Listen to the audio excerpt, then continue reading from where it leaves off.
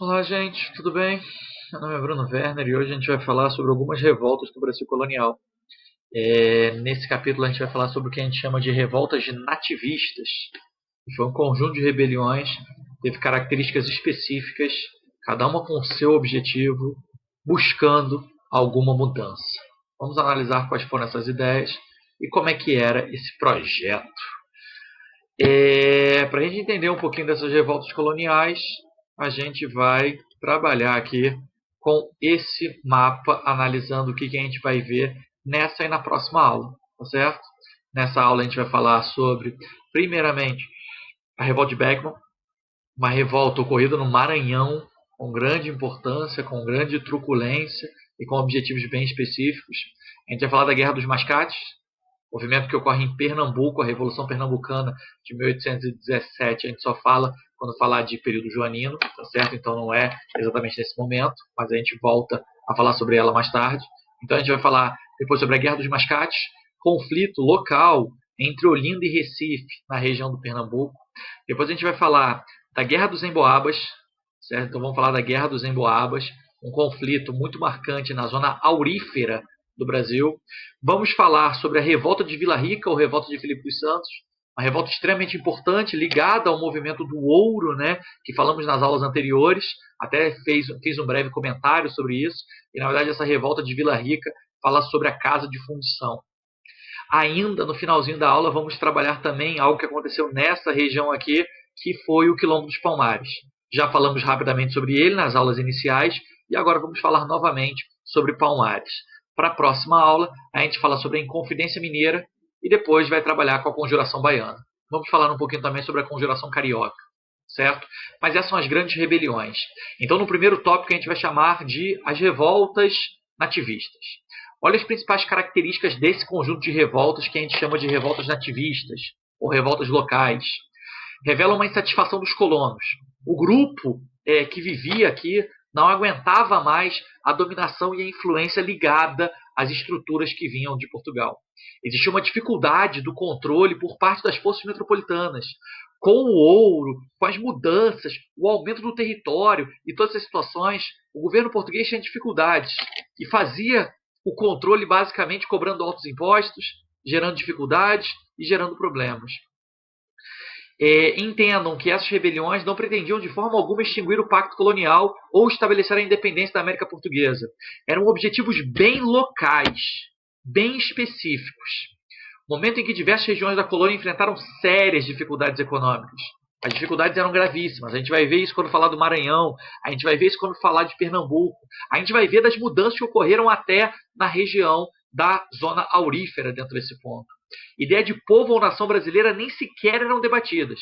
Então, na verdade, não era a independência do Brasil. Lógico que não. Longe disso.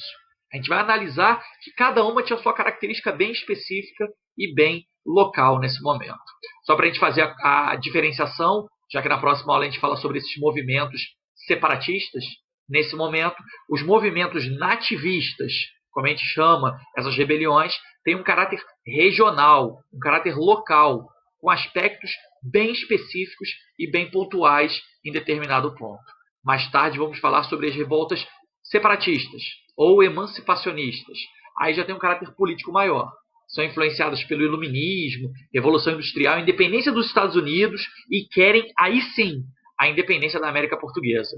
Até com uma noção ainda muito incipiente de uma noção maior. É lógico que a Inconfidência Mineira que é a independência das Minas Gerais, mas depois, quem sabe, de todo o desenvolvimento de Brasil. Essas nativistas não. Como não? Revoltas nativistas ocorreram no século XVII e XVIII. Uma só, a gente vai falar de Beckman e vai falar também de Palmares no século XVII e as outras no século XVIII.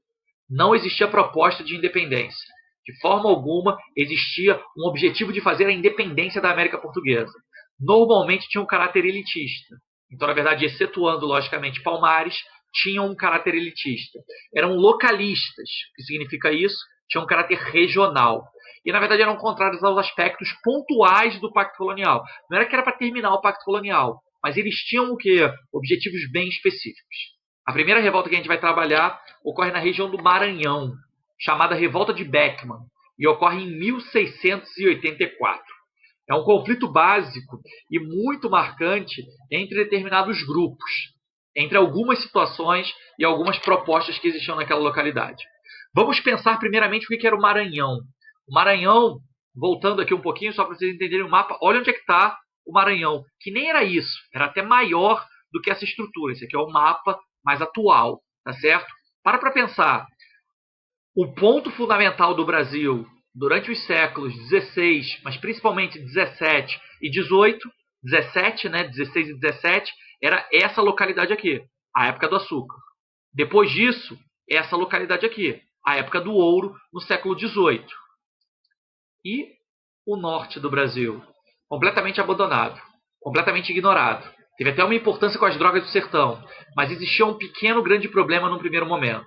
Os latifundiários locais, os grandes fazendeiros locais, que queriam buscar um enriquecimento, talvez até com o projeto e a caracterização das drogas do sertão, tinha uma dificuldade e um conflito com os jesuítas. Os jesuítas faziam o controle sobre aquela determinada região. E um dos conflitos maiores nesse momento era a questão sobre os índios. Toda e qualquer situação de escravização dos índios no Brasil era proibida, exceto para jesuítas. Os jesuítas tinham o direito de escravizar os índios se esses não aceitassem a catequese. Isso acontecia muito. E a solução nesse momento, a ideia nesse momento era o quê? Os jesuítas se utilizavam da mão de obra do nativo para pegar as drogas do sertão. Foi nesse momento que os latifundiários estavam revoltados, porque não existia mão de obra para eles produzirem nas suas fazendas, buscarem outros produtos. Assim, Portugal vai encontrar uma solução. E a solução portuguesa é criar a Companhia de Comércio do Maranhão. Ou seja, era uma empresa privada a cargo do governo português, que teria algumas funções. Função número 1, comercializar com esses latifundiários, ou seja, vender produtos e comprar os produtos desses latifundiários e fornecer escravos para esses grandes proprietários de terra, para esses grandes fazendeiros. Qual o problema? O problema foi que essa companhia de comércio praticamente não mandou nenhum escravo para essa região. O problema foi que essa companhia de comércio claramente vendia produtos que vinham da Europa por um preço acima do valor de mercado e compravam os produtos dos latifundiários por um valor muito baixo. Vale lembrar que ela tinha o monopólio. Começa um grave conflito entre fazendeiros contra a Companhia de Comércio do Maranhão. Esses fazendeiros queriam a independência do Maranhão? Não. Esses fazendeiros estão em conflito contra Portugal? Não. Eles estão em conflito contra a Companhia de Comércio do Maranhão, uma empresa privada a cargo do governo português. Esses caras estão completamente revoltados. E começa uma rebelião violentíssima na região de São Luís, no Maranhão. O conflito foi muito intenso. Era ligado aos grandes fazendeiros, principalmente os irmãos Samuel e Manuel e Thomas Beckman. Eram os dois irmãos nesse momento. E o que acontece? Olha como é que se desenvolve esse processo. O Maranhão era tratado como uma periferia da área de produção açucareira. E sua população era, em sua grande maioria, muito, mas muito pobre. Os senhores da região praticavam a escravização indígena abertamente, o que era proibido. Os jesuítas, então, proibiram essa escravização, o que reforçou o conflito contra os jesuítas. Voltando a isso, em 1682 foi criada uma companhia de comércio com um monopólio de 20 anos sobre o comércio e para trazer escravos. Não aconteceu e os conflitos foram cada vez mais intensos entre jesuítas e latifundiários, entre companhia de comércio e latifundiários. Qual a consequência desse processo? Ocorre no Maranhão falta de mão de obra escrava, principalmente para a lavoura de açúcar e de algodão, má qualidade dos produtos e alto preço cobrado pela Companhia de Comércio do Maranhão, aquilo que eu tinha falado. Os líderes eram Thomas e Manuel Beckman. A luta se iniciou contra os jesuítas, que eram contra a escravização indígena. Invadiram, então, os depósitos da Companhia de Comércio, exigindo mudanças. Virou um caos naquela região. O governo português vai se meter. A solução do governo português foi uma solução muito clara, muito clássica nesse momento. A revolta era liderada pelo latifundiário Manuel Beckman. A prisão de Thomas Beckman em Portugal foi muito intensa. Tropas portuguesas massacraram os rebeldes. Os líderes foram enforcados. O Thomas Beckman foi preso, o Manuel Beckman não foi morto. Os líderes populares. Mas o que é importante, no ano seguinte, em 1685, a Companhia de Comércio do Maranhão foi extinta. Inclusive, para os grandes latifundiários, era possível, sob supervisão do governo português, escravizar índios. Então, na verdade, na região do Maranhão, para alguns latifundiários, foi possível escravizar os índios. Não existia mais o monopólio da Companhia de Comércio e esses caras conseguiram chegar à sua conclusão. Por quê? Porque, na verdade, o governo português está cagando para essa situação. Está pouco ligando para isso. Para eles, isso não, o que o Maranhão mudava nesse momento? Não prejudicava o tráfico de escravos, não prejudicava o ouro, não prejudicava o açúcar. Então, dane-se. Maranhão, pode fazer o que você quiser com os índios, com a sua produção, com o seu fator. Então, na verdade, essa ideia e essa imagem é que, na verdade, os latifundiários conseguiram ter um objetivo alcançado, um objetivo concluído. A gente vai ver duas rebeliões que tiveram seus objetivos concluídos. A primeira foi a Revolta de Beckman. A segunda, a Guerra dos Mascates, em 1710, aí já no século XVIII, em Pernambuco. O que foi a Guerra dos Mascates? Ela ocorre em Pernambuco, em 1710, e é uma rivalidade entre senhores de engenho e comerciantes portugueses de Recife. Como assim? Na verdade, existiam duas grandes cidades na região de Pernambuco, Olinda e Recife. Olinda, na verdade, sempre foi a capital da capitania. Olinda, na verdade, tinha uma ligação muito grande com os portugueses. Só que, na verdade, a população de Olinda, não vamos esquecer que, na verdade, o Pernambuco sempre desenvolveu absurdamente as questões ligadas ao açúcar. A população que vivia em Olinda era composta por senhores de engenho, só que em 1710 o açúcar já estava em plena decadência, há mais de 50 anos. Então, quem eram esses senhores de engenho? Era uma aristocracia falida. Era um grupo que, com a decadência do açúcar, os senhores de engenho passavam por uma crise imensa na região de Olinda. Ao mesmo tempo que o que acontecia? Do outro lado do rio, existia a cidade de Recife. Recife, na verdade, não foi o centro político de Pernambuco. Mas, na verdade, a população de Recife começou a fazer um trabalho de uma outra forma. Eles começaram a desenvolver o comércio. Eram os caixeiros viajantes, pegavam produtos de todos os cantos e levavam para outras localidades. Na época, esses comerciantes da cidade de Recife eram chamados de mascates e levavam produtos para todos os cantos. O crescimento de Recife foi cada vez maior. Enquanto Olinda estava em decadência econômica, mas tinha ainda o status pela sua aproximação com os portugueses, Recife tinha um crescimento econômico absurdo, mas não tinha o status, não tinha a liderança política. Olha o que acontece. Com a decadência do açúcar, os senhores de engenho passaram por uma crise, enquanto Recife se desenvolve economicamente devido ao comércio e é elevado à categoria de vila, indignando os então latifundiários de Olinda. Então, na verdade, o crescimento de Recife gera um desespero. Só que em determinado ponto, os recifenses ainda faziam algo mais. Eles emprestavam dinheiro para a aristocracia falida de Olinda e depois cobravam juros altos. Os olindenses estavam revoltados. Só que a população de Recife queria mais. Queria o quê? Queria liderança política nesse momento. Olha aqui para a gente terminar esse ponto. Olinda, sede da capitania, região açucareira. Recife, submissão a Olinda. Com os holandeses eles cresceram, tinham uma zona portuária e tinham um comércio extremamente próspero. Os comerciantes de Recife passaram a ser credores, emprestavam dinheiro para os senhores de terra de Olinda. Com a expulsão dos holandeses, a gente teve uma decadência de Olinda, aumento dos impostos, rejeição de Recife, no desejo de se tornar vila. E como isso vai terminar? Só para a gente terminar, Olinda, latifundiários, Recife, comerciantes nesse ponto.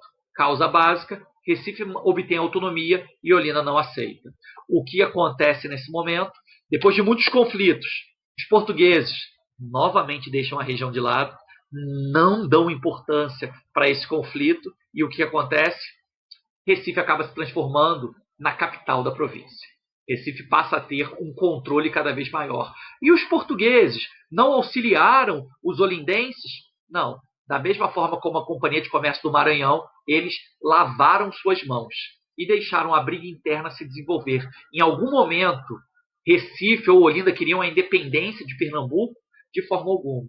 Eles simplesmente o que queriam buscar o seu desenvolvimento, queriam ter uma importância maior. E Recife consegue isso até hoje. Existem ainda conflitos entre Recife e Olinda. Qual é o melhor carnaval? Carnaval de Olinda ou Carnaval de Recife? Isso aconteceu muito na Copa do Mundo de 2014, até 300 anos depois da elevação de Recife à capital, quando foram fazer um novo estádio de futebol em Pernambuco, que era uma das sedes da Copa do Mundo. E, na verdade, surgiu uma dúvida: onde fazer o estádio, Recife ou Olinda? Recife já tem 3 grandes estádios, os 3 grandes times, o Náutico, o Santa Cruz e o Sport Recife. Então, na verdade, Recife já tem 3 estádios. Olinda falou: vamos fazer o estádio da Copa aqui, vai ser bem melhor. Recife não aceita isso. E o que é interessante, o estádio de futebol de Pernambuco não está nem em Recife nem em Olinda, está entre as 2 cidades. Está numa localidade que não pertence nem a Recife e nem a Olinda. Então, na verdade, esse debate existe até hoje, mas nesse momento, Recife e a população local, assim como os fazendeiros ligados aos irmãos Beckman no Maranhão, chegaram ao seu objetivo. Enquanto não mexe com ouro, com escravidão, com nada disso, deixa esses caras se matando. Guerra dos Emboabas. Aí já é um processo um pouco diferente. A Guerra dos Emboabas ocorre na região aurífera, a região do ouro nesse momento. E o que foi esse conflito? Uma tensão entre paulistas. Quem eram os paulistas? Paulistas, na verdade, eram os bandeirantes que encontraram as primeiras quantidades de ouro nessa região. Então, na verdade, os primeiros a encontrar o ouro nessa região foram os bandeirantes, foram os paulistas, porque saíam da região de São Paulo. E o que eles alegam? Descobrimos as jazidas de ouro, o ouro é nosso. Porém, portugueses vindo de outras partes da colônia e do reino, então, na verdade, os portugueses falam: opa, peraí, o ouro não é de vocês, não. O ouro é de Portugal, o ouro é da gente. E assim, paulistas e portugueses vão entrar em conflito. Normalmente, esses bandeirantes paulistas andavam descalços pelo interior do Brasil. Em compensação, esses que vinham de fora, os portugueses, sempre utilizavam uma bota. E nessa bota deles tinha normalmente uma pena atrás. Era uma moda da época. Então, na verdade, existia um pássaro na região do centro-oeste brasileiro chamado emboaba, que tinha uma perninha muito fina e uma pena atrás. Por isso que esses portugueses eram chamados de emboabas. O conflito era de quem é o ouro. Quem vai dominar o ouro nessa região? A tensão aumentou quando os portugueses começaram a controlar o abastecimento não só do ouro, mas de qualquer tipo de mercadoria que chegava àquela região. Os bandeirantes perdiam não só o ouro, como ainda perdiam o seu sustento, que era trazer produtos para essa localidade. Após vários conflitos armados entre paulistas e emboabas, o conflito teve fim em 1709. Foi de 7 até 9, 100 vencedores. 100 vencedores mais ou menos. Olha isso aqui, gente. Os paulistas descobridores contra os emboabas. Né? A primeira atitude foi a proibição do comércio entre Minas e Bahia, para, na verdade, evitar o contrabando, já que os paulistas que faziam esse comércio. Eram os paulistas que traziam esses produtos. Eles queriam ouro, eles queriam o comércio. Tudo isso foi proibido. O comércio continuou a existir, mesmo que de forma escura. Bandeirante, gente, era caçador de recompensa. Você acha que eles estavam preocupados com isso? Lógico que não. Então, na verdade, eles acabaram sendo expulsos. Existiu um fato que foi muito marcante. Os emboabas combinaram e falaram assim: olha, a gente vai deixar vocês fazerem um comércio. Olha, a gente vai te dar essa área aqui para vocês procurarem ouro. Não tem problema. A gente divide essa região. E convocaram os paulistas para uma grande reunião. A grande maioria dos paulistas foram para essa reunião. Era um descampado. Em São Paulo se fala muito sobre isso. É o capão, que eles chamam. Era um descampado no meio da floresta. E o que acontece? Quando os paulistas chegaram, eles olharam para o lado e não encontraram os emboabas. Quando eles perceberam, eles estavam cercados. E os emboabas pegaram esses paulistas e mataram todos. Essa história ficou conhecida como o Capão da Traição. Então, na verdade, os emboabas, sim, venceram e expulsaram os paulistas dessa região.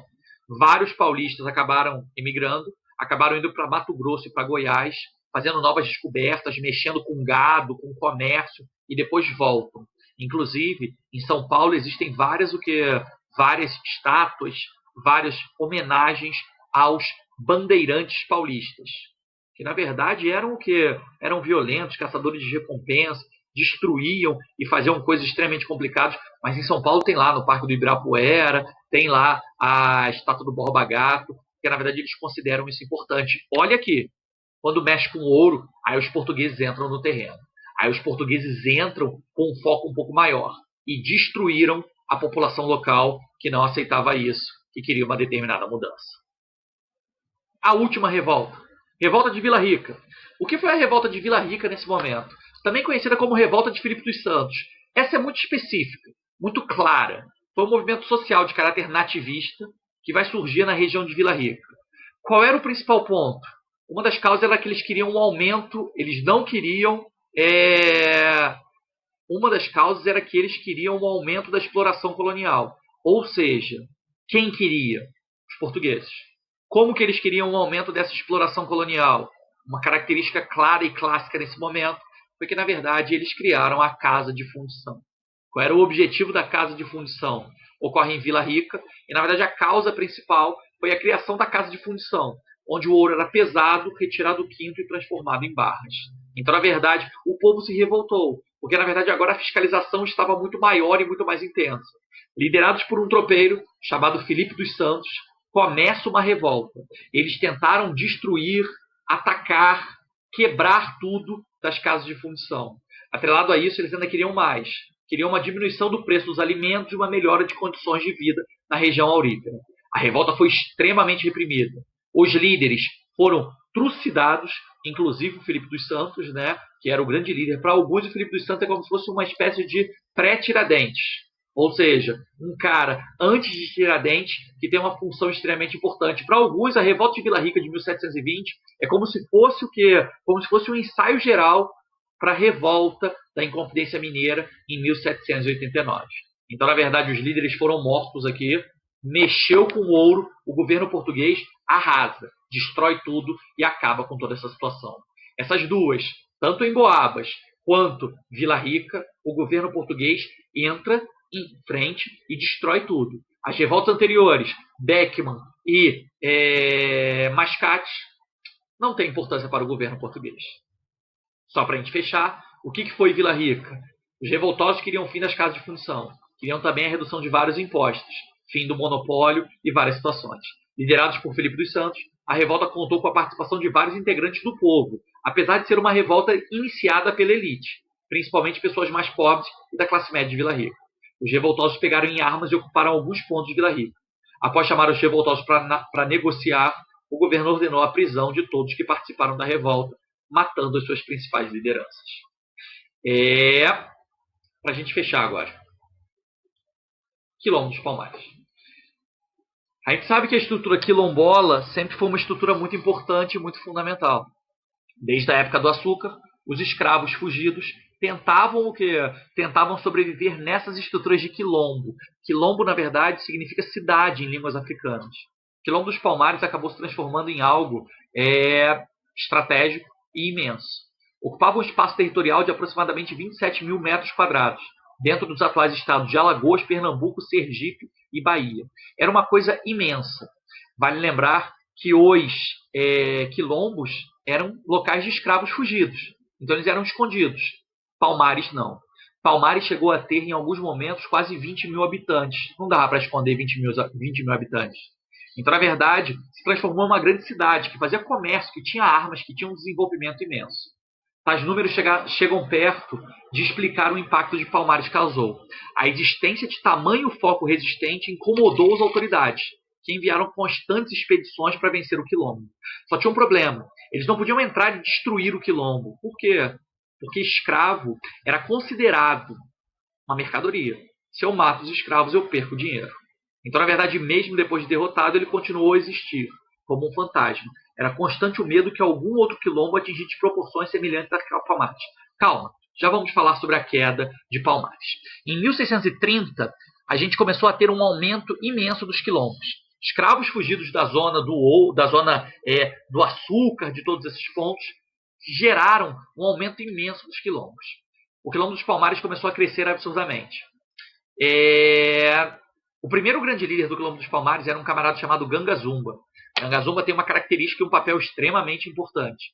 Só que o que acontece? Em 1678, Fernão Carrilho, que era um bandeirante, invadiu o quilombo dos Palmares e prendeu alguns parentes de Ganga Zumba. Sequestrou mesmo. O que acontece? Ele falou: Ganga Zumba, se você não abrir as portas do quilombo dos Palmares, eu vou matar os seus parentes. Ganga Zumba ficou preocupado. Gangazumba era uma pessoa importante, era um antigo rei africano, e não aceita muito bem isso. Fernão Carrilho e alguns bandeirantes então começaram a mandar orelha, dedo dos parentes de Gangazumba, e ele não aguentou. Foi nesse momento que ele foi obrigado a assinar um acordo. Ficou conhecido como o Acordo de Recife. Gangazumba vai o quê? Vai aceitar essa situação e vai abrir as portas do Quilombo dos Palmares. E foi exatamente o que aconteceu. O quilombo, extremamente importante, foi aberto. Entraram diversos bandeirantes, diversos membros militares, matando alguns, mas prendendo muita gente, criando uma situação muito complicada. Foi nesse momento que surgiu uma figura importante. Seu nome era Zumbi dos Palmares. Zumbi dos Palmares até tinha relações familiares com Gangazumba. E o que acontece nesse momento? Zumbi dos Palmares consegue formar um exército interno e consegue fechar as portas do quilombo. Consegue vencer esses bandeirantes e consegue expulsar. É um conflito básico entre governo português, entre latifundiários do Nordeste brasileiro, entre bandeirantes. Contra quem? Contra os escravos. Chega um momento, como a gente viu anteriormente, o quilombo voltou a crescer absurdamente durante o governo de Zumbi dos Palmares. Gangazumba foi retirado, acabou sendo morto posteriormente, seus parentes também, né? E o que acontece? Zumbi toma a liderança ao lado de sua esposa chamada Dandara. Eles tomam a liderança e começam a desenvolver um novo crescimento dentro desse processo. Essas lideranças inimigas percebem que não tem mais jeito. O Quilombo dos Palmares tem que servir como exemplo. Vamos perder muitos escravos aqui. Não importa. Nós vamos entrar e vamos destruir o Quilombo dos Palmares. Liderado por um camarada chamado Domingos Jorge Velho, eles invadiram o Quilombo dos Palmares e aí o objetivo era outro. Eles foram matando todos os escravos. O objetivo era acabar com aquilo, para servir de exemplo, para que o Quilombo dos Palmares não se transformasse em um exemplo para outros quilombos, para acabar com esse fantasma. E foi o que acontece. No dia 20 de novembro de 1695, Zumbi dos Palmares acabou sendo morto. Essa guerra teve início em 1644 e foi até 1695. Foram mais de 50 anos, mais de 40 anos de guerra. Durante esse período houve muitos ataques de portugueses, senhores de engenho, holandeses, quilombolas e bandeirantes paulistas. Os negros conseguiram se defender, mas não resistiram. No dia 20 de novembro de 1695, hoje lembrado como o Dia da Consciência Negra, Zumbi foi morto e sua cabeça foi colocada no alto de um poste. Alguns foram capturados pelos senhores e severamente castigados, mas continuaram a fugir e organizar-se em quilombos. Mas o objetivo era o quê? Quando mexe com algo que gera um avanço econômico imenso para o governo português, no caso aqui a escravidão, vamos trucidar esse movimento. Só como uma observação, a figura de Dandara. Dandara era esposa de Zumbi dos Palmares e mãe de seus 3 filhos. Sempre participou ativamente da luta dos negros contra a escravidão. Ao falar da história do Quilombo dos Palmares, é difícil Dandara ser mencionado. É uma contradição, pois sempre esteve ao lado de Zumbi e suicidou-se para não voltar à condição de escrava. Ela morre 1 ano antes de Zumbi, estavam atacando, né, uma das últimas batalhas, e ela está no meio de um penhasco e fica naquela dúvida: vou aceitar ser escrava novamente? Não, ela acaba se jogando desse penhasco e não aguentava mais essa situação. Para muita Dandara, é o primeiro movimento do feminismo negro dentro do Brasil, né? É um movimento muito intenso no mundo, mas no Brasil a Dandara é uma personagem extremamente importante. Dandara, sempre participativa, nos lembra que mulheres sempre estão em luta por seus direitos e comunidade. Beleza, gente? Essas são as rebeliões. Na próxima aula a gente fala sobre as rebeliões de caráter separatista. Valeu? Abraço!